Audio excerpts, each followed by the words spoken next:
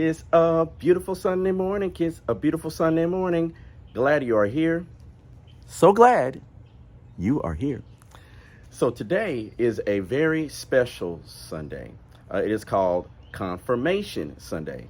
It's an important step for our students as they declare their faith in Jesus Christ. And so in honor of them today, they are leading us in the story of John chapter 11. And it's about Lazarus and how Jesus helped Lazarus. So take a look. It's going to be a boy's part and a girl's part, and they're all leading us in our story for today. A certain man, Lazarus, was ill. He was from Bethany, the village of Mary and her sister Martha. This was the Mary who anointed the Lord with oil and wiped his feet with her hair. Her brother Lazarus was ill. So the sister sent word to Jesus saying, "Lord, the one whom you love is ill." When he heard this, Jesus said, "This illness isn't fatal. It's for the glory of God so that God's Son can be glorified through it." Jesus loved Martha, her sister, and Lazarus. When he heard that Lazarus was ill, he stayed where he was. After 2 days, he said to the disciples, "Let's return to Judea again." The disciples replied, "Rabbi, the Jewish opposition wants to stone you, but you want to go back?" Jesus answered, "If there are 12 hours in a day, whoever walks in the day doesn't stumble because they see the light of the world. But whoever walks in the night doesn't stumble because the light isn't in them." He continued, "Our friend Lazarus is sleeping, but I am going in order to wake him up." The disciples said, "Lord, if he is sleeping, he will get well." they thought Jesus meant that Lazarus was in deep sleep, but Jesus had spoken about Lazarus' death. Jesus told them plainly, "Lazarus has died. For your sakes, I'm glad I wasn't there so that you can believe. Let's go to him." Then Thomas said to the other disciples, "Let us go too, so that we may die with Jesus." Martha said to Jesus, "Lord, if you'd been here, my brother wouldn't have died. Even now I know that whatever you ask of God, God will give it to you." Jesus told her, "Your brother will rise again." Martha replied, "I know he will rise in the resurrection on the last day." Jesus said to her, "I am the resurrection and the life.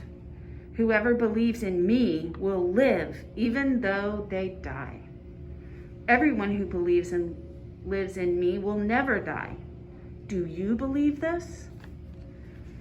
She replied, "Yes, Lord.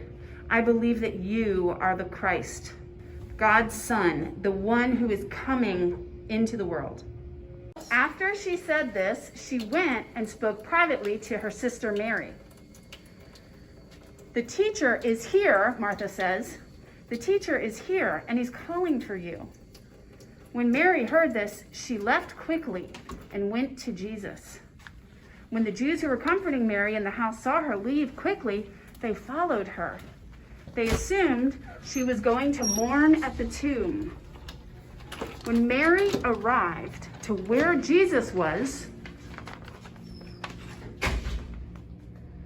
when she saw him, she fell to her knees and said, "Lord, if you'd been there, my brother wouldn't have died." When Jesus saw her crying, and the Jews who had come with her crying also, he was deeply disturbed and troubled. He asked her, "Where have you laid him?" They replied, "Come and see. Lord, come and see." Jesus was deeply disturbed again when he came to the tomb. It was a cave, and a stone covered the entrance.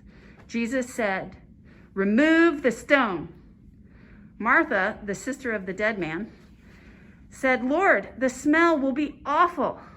He's been in there for 4 days." Jesus replied, "Didn't I tell you that if you believe, you will see God's glory?"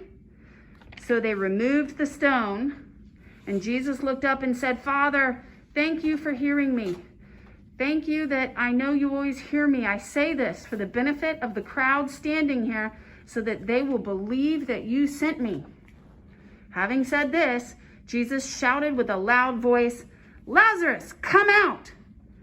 The dead man came out, his feet bound and his hands tied and his face covered with a cloth. Jesus said to them, "Untie him and let him go."